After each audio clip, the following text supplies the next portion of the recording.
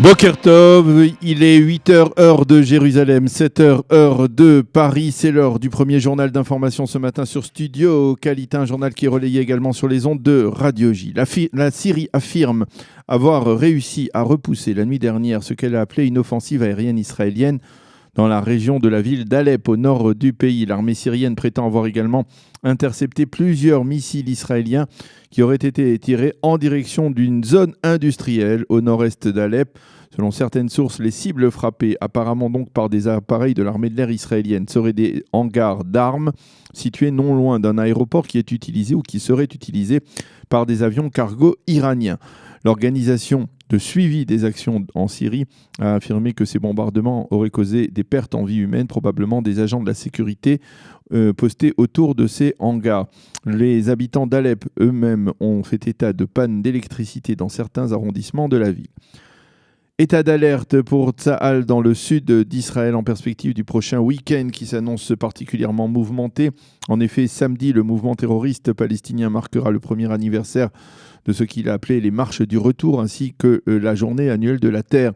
Et dans ce contexte de tensions très vives, Israël exige du Hamas, via les médiateurs égyptiens, qu'il éloigne de la frontière les manifestants qu'il entend mobiliser ce samedi, et ce afin d'éviter des effusions de sang.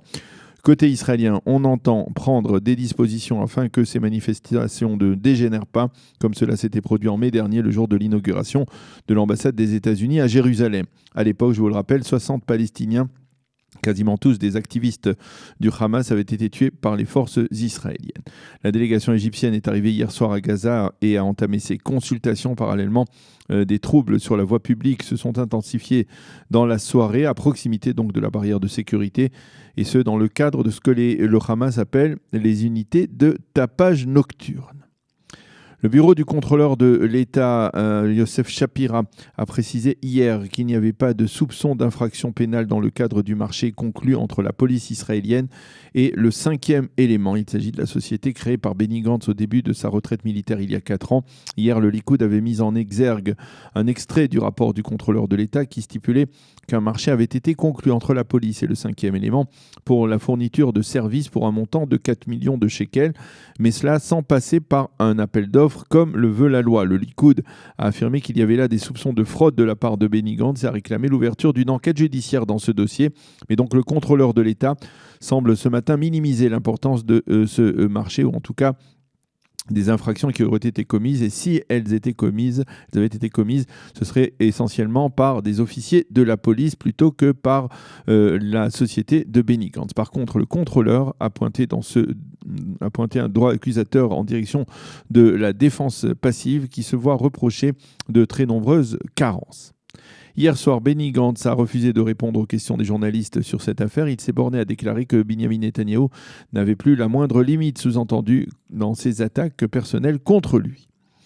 L'ancien chef du Shin Bet, l'ancien chef du Mossad israélien, Tamir Pardo, a affirmé hier que la version du Premier ministre sur la vente d'un sous-marin ou 2 sous-marins allemands à l'Égypte n'était pas cohérente. J'ai appris la vente de ces sous-marins à l'Égypte par la presse, a dit Pardo, qui dirigeait le Mossad durant la période où le marché a été conclu. Selon Pardo, il ne peut y avoir de secret sécuritaire que le ministre de la Défense, le chef d'état-major et le chef du Mossad ne puissent pas connaître. À la présidence du Conseil, on a affirmé ce matin qu'il y avait bel et bien de tels secrets, comme il y en a toujours eu, dit-on, sous d'autres premiers ministres de l'État d'Israël.